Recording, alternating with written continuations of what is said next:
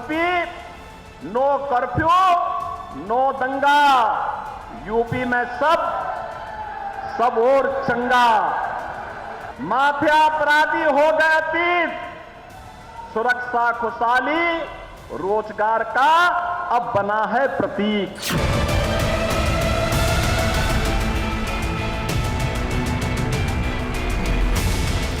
उत्तर प्रदेश के निकाय चुनाव हो, लेकिन दांव 2024 का है और हम पहुंच चुके हैं इस वक्त उत्तर प्रदेश के एक ऐसे जिले में जो पिछले 3 महीनों से सबसे ज्यादा चर्चा में है। बात प्रयागराज की और एक बड़ी तादाद में जनता, एक बार फिर से तालियां बजाकर अपना स्वागत करिए।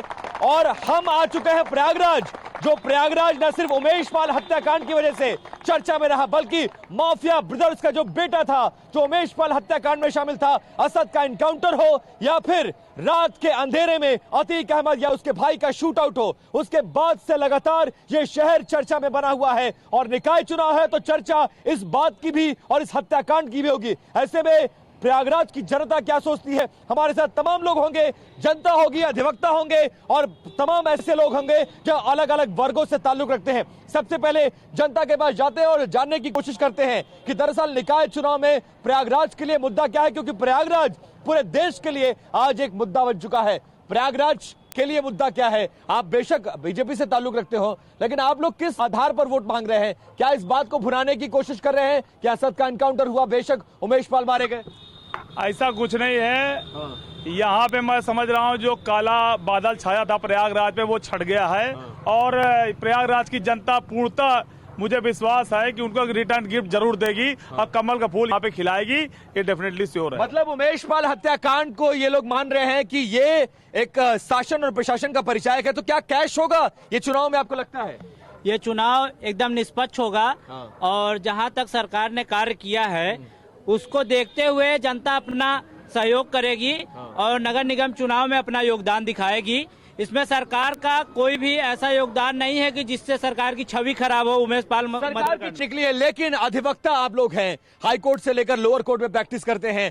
यहाँ सवाल ये उठ रहा है कि अधिवक्ता वर्ग लगभग 22,000 ऐसे लोग हैं जो प्रत्यक्ष अप्रत्यक्ष रूप से Allahabad high court, Prayagraj high court में काम करते हैं। उमेश पाल हत्याकांड को लेकर क्या अधिवक्ताओं में कोई नाराजगी थी? नहीं, उमेश पाल हत्याकांड को लेकर अधिवक्ताओं में नाराजगी तो बहुत ही आक्रोश था। वो एक हमारे साथ का बीच के थे, अधिवक्ता थे और उनकी हत्या एक कानून के ऊपर एक बहुत बड़ा धब्बा था। लेकिन सरकार ने जो कदम उठाया बहुत अच्छा कदम उठाया। बढ़िया कदम उठाया। अधिवक्ताओं की नाराजगी खत्म हो गई?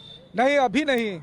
अभी नहीं, अभी तो हम लोग को बहुत सारे काम करने हैं। जो प्रयागराज को बहुत सारी चीजों की जरूरत है, जैसे नगर निगम का आपने चुनाव की बात किया, नगर निगम में चुनाव होना, हमारे बीच में प्रत्याशी में जनप्रतिनिधि भी हैं, तो हम इनसे ये चाहेंगे कि हर क्षेत्र में एक हॉस्पिटल बने और मल्टी जो ये क्या बोलते हैं पार्किंग की व्यवस्था, ये सबसे बड़ी हॉस्पिटल एक बड़ा मुद्दा है निकाय चुनाव में। क्या अधिवक्ताओं की नाराजगी खत्म हो गई?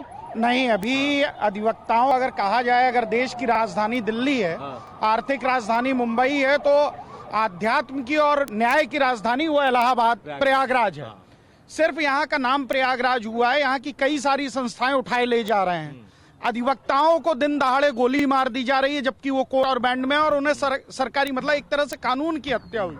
उसके बाद भी अभी हम इस पे नहीं पहुंच पा रहे हैं कि कानून की आखिर रक्षा करने वाला कौन है, अधिवक्ता है या शूट आउट है या गैंगस्टर को जिस तरह से मारा गया। क्या अधिवक्ताओं की नाराजगी खत्म हो गई और ये एक ऐसा मुद्दा है जिस पर सरकार पूरा निकाय जीत लेगी? नहीं, ये इस मुद्दे पे अगर सरकार जीतती है तो ये थोड़ा सा प्रश्नवाचक चिन्ह होगा। कानून व्यवस्था है, लॉ एंड ऑर्डर मेंटेन होना चाहिए, अधिवक्ताओं को सुरक्षा मिलनी चाहिए। क्या बीजेपी ऐसा पहली बार नहीं हुआ, कई बार ऐसा हुआ है। ये नहीं कि आप विरोधियों को देखें, हो सकता है आपके ही कुछ ऐसे हो, आपके काम ऐसे हैं, हो सकता है आपके ही लोग ऐसे हो जाए, कोई उनमें से हो जो ऐसा कर दिया हो। अच्छा, आपको लगता है अतीक के गुर्गों ने अतीक की हत्या कर दी, ये कहना चाह रहे हैं? देखिए, ये तो मैं नहीं बता सकता कि अतीक के गुर्गों ने अतीक की हत्या की है, लेकिन ये जरूर कहता हूँ कि विश्व में आज कोई भी ऐसा देश या राष्ट्र नहीं है जहाँ पे जो है अपराध ना हो। अपराध होते हैं, उसका एक्शन का रिएक्शन होता है, किसी से दुश्मनी रही होगी, किसी ने हत्या कर दी, लेकिन कानून का पूरा पालन हो रहा है। मोदी जी क्या मानते हैं, क्या ये एक्शन का रिएक्शन था या फिर सवाल सरकार पर उठ रहा है, कानून पर उठ रहा है, व्यवस्था पर उठ रहा है? क्या एक्शन का रिएक्शन आप लोग इसको मानते हैं? हाथ उठाकर बताइए, क्या एक्शन का रिएक्शन नहीं था? जो बोएगा वही पाएगा। प्रयागराज वाले कह रहे हैं कि ये मुद्दा नहीं है, लेकिन यहां से लेकर कर्नाटक तक इस मॉडल को बेचने की कोशिश की जा रही है और कहा जा रहा है कि ना कर्फ्यू है ना दंगा है, उत्तर प्रदेश में सब कुछ चंगा है। क्या वाकई में आप लोग मानते हैं सब कुछ ठीक है उत्तर प्रदेश में? सब कुछ ठीक है सर। ये हमारे माननीय योगी जी की देन है कि जो आज इतनी सुरक्षित है। आजकल जेल से अपराधी को छोड़ दिया जा रहा है, वो भागने के लिए तैयार नहीं है। और पहले ये वो सब सोचते थे कि किसी तरह हमें तारीख पे ले आए हम भाग जाएं। अब तो जेल खुला है, भागने के लिए तैयार नहीं है अपराधी। लोग अपराधी भागने को तैयार नहीं है, ऐसा माहौल बन चुका है उत्तर प्रदेश की योगी सरकार। बात सिर्फ ये अतीक अहमद का मुद्दा नहीं है। जो भी अपराधी जिस जात का हो, जिस धर्म का हो, उसको परिणाम मिला है उसको। चाहे विकास दुबे रहे हो, चाहे सांसद अतीक अहमद रहे हो, उसको रिजल्ट वही मिला। धनंजय सिंह, ब्रजेश सिंह, विनीत सिंह, ये लोग कहाँ है? सब इनको दंड कम मिलेगा? बराबर से मिल रहा, सरकार बराबर दे रही है। आज जो हमारी महिलाएं और जो घर से निकल के 12 बजे चली जा रही हैं, इस सरकार से पहले कभी नहीं ऐसा हुआ। कभी ऐसा नहीं होता, आपको भी लगता है ऐसा? मैं भी सर माहौल बदला है, व्यवस्था बदली है, सर भरोसा बढ़ा है। बहुत सर 14 साल से हम लोग सड़क दुकान पट्टी दुकानदार हम लोग हैं। जो पहले सर इस सरकार से पहले हम लोग को जो सड़क पे नहीं होती थी, आग हमसे सामान ले लिया जाए, सामान पैसा न दिया जाए, आज वो गुंडे एकदम खत्म है। आप भाई साहब हो 6.5 साल में, अरे अब क्या होगा? 6.5 साल में क्या कर रहे थे? अब और अच्छा हुआ है। यहाँ की सड़कें देख लीजिए आप। विकास बहुत हुआ है और इसका परिणाम पूरे विश्व ने देखा है। अभी कुंभ हुआ मतलब और कुछ करने की जरूरत है आपको लगता है? लगातार काम हो रहा है, ज्यादा करने के प्रयास चल रहा है लगातार। चल रहा है, आपको भी लगता है विकास हुआ जैसा होना चाहिए था या बहुत कुछ अभी करना बाकी है जो सरकार को देखना चाहिए? बहुत विकास हुआ है, कई फ्लाईओवर बने हैं, रोडें चौड़ी हुई है, पानी की व्यवस्था सही हुई है, लाइट की व्यवस्था सही हुई है, अपराधी माफियाओं का जो वर्चस्व था वो खात्मा हुआ। आपको भी लगता है कि सब कुछ बहुत बढ़िया हो गया, अब कुछ और करने की जरूरत नहीं है? कहाँ पर क्या बढ़िया हुआ है? बताइए, कहाँ बढ़िया क्या हुआ है? ये लोग तो कह रहे हैं कि सब कुछ ऐसा हो गया जैसा इलाहाबाद 70 साल में नहीं हुआ वैसा 6.5 साल में हो गया। कुछ नहीं हुआ। इलाहाबाद में ये हुआ है कि इलाहाबाद में रहते हुए संस्थाएं उठाकर इन सरकारों में बाहर ले गया है और यहाँ का अधिवक्ता जो इस समय महापौर का प्रत्याशी है, उसकी देन है कि शिक्षा अधिकरण के मामले में आंदोलन की और बेंच को जाने नहीं दिया। इस हाईकोर्ट की कई बेंचें जा रही थी। हमारा ये मुद्दा है, ये मुद्दा है निकाय चुनाव में। बिल्कुल, हर निकाय चुनाव में आपका मेन मुद्दा है एजुकेशन, आपका कंस्ट्रक्शन, रोड साइड का डेवलपमेंट और अदर साइड ऑफ जितनी भी एसेसरीज आपकी सीलिंग्स हैं यहाँ, नालियाँ, इलाहाबाद की पचपताती नालियाँ, यहाँ बाढ़ में डूबता हुआ राजापुर, ये गवाही देता है क्या विकास हुआ है। अगर विकास तो कह रहे हैं, इस बात से सहमत है, विकास नहीं हुआ है प्रयागराज में? नहीं हुआ है? हाँ, हुआ है नहीं हुआ है? आपके सामने है, आपके सामने। सुनिए, हम कैमरे में बोल रहे हैं, आप हमारे साथ चलिए। यहाँ से 100 मीटर की दूरी पे बस बताती हुई नालियाँ मिलेंगी, झुग्गी झोपड़ियाँ मिलेंगी, यहाँ रोड पटरियों की दुकान हटा दी जा रही है। क्या विकास मुद्दा है या अतीक अहमद मुद्दा है? विकास मुद्दा है। विकास हुआ है, नगर निगम नहीं हुआ है? आप बताइए क्या कहना चाहेंगे? विकास हुआ है, विकास मुद्दा है, कितना विकास हुआ है ये बताइए? बहुत विकास हुआ है। आपके बगल में खड़े होकर कह रहे कुछ हुआ ही नहीं, आप कह रहे हैं विकास हुआ है? नहीं, विकास हुआ है, बहुत विकास हुआ है, चारों तरफ विकास दिख रहा है। इलाहाबाद की संस्थाएं बाहर भेज दी है, युवा बेरोजगार हो रहा है। हाँ, बेरोजगार हो रहा है। शिक्षा आयोग को यहाँ से भेज दिया, अभी तक बना नहीं पाया शिक्षा आयोग की बना। माँ सरस्वती की धरती इलाहाबाद, बेरोजगार बच्चे यहाँ पे बढ़ते जा रहे हैं। कौन सा विकास है भाई? कौन सा विकास की बात कर रहे हैं आप? आप बताइए, इस तरह बताइए, क्या भाई क्या विकास किया है आपके? 10 साल पहले क्या विकास था वहाँ पे, उसके बारे में बताएं। जो पहले छोटी छोटी सड़कें थी, जिस सड़कों पे चल नहीं पाते। यहाँ खड़ा हुआ अधिवक्ता है, सुनिए, यहाँ अधिवक्ता खड़ा है, यहाँ अधिवक्ता खड़ा है। ये अधिवक्ता अगर कहते कि इस सरकार ने यहाँ हाईकोर्ट पे बेंच बाहर नहीं भेजी है और यहाँ के अधिवक्ता ने लड़ाई गुंडा राज था, कोई व्यापार नहीं था, छोटी छोटी सड़कें थी, अतिक्रमण था। अतीक अहमद मारा गया, क्या इससे प्रयागराज वासी खुश नहीं है? उसके आतंक से मुक्ति मिल गई। प्रयागराज का चुनाव महापौर का चुनाव है, अतीक अहमद का चुनाव। वोट बैंक के चक्कर ने सपा ने कांग्रेस ने मुस्लिमों को बढ़ाया, आतंक गुंडागर्दी बढ़ाई है। कुछ युवाओं की बात कर रहे हैं, कुछ युवाओं की। एक मिनट सर, एक मिनट, बाकी लोगों की बात। आज का युवा रोजगार की बात करेगा, हम आपको बता रहे हैं। आज से जुलाई में लेखपाल की पेपर कराइए, आज तक उसका रिजल्ट नहीं दिए और कह रहे हैं विकास हुआ है। हम बताइए, युवा है, अतीक अहमद को देख के वोट दे कि बेरोजगारी को रोजगार को वोट दे? बताइए, जो लोग सहमत हो ताली बजाए, एक बार जोरदार ताली बजाइए अगर आप सहमत हैं तो। थोड़ा पीछे चलिए। इससे पहले कितना रोजगार था उसके बारे में भी बताएं। 10 साल में रोजगार बढ़ा, है, शहर का विकास हुआ है। आ जाओ आगे। अंकल जी बोल रहे हैं कि पहले रोजगार नहीं था। एक एक करके हाँ। अंकल जी बोल रहे हैं कि पहले रोजगार नहीं था। अब पहले सरकार गलत थी तभी तो बदला गया था। अगर आप गलत करेंगे तो आपका भी बदलेंगे हम। आप भी बदलने को तैयार रहिए।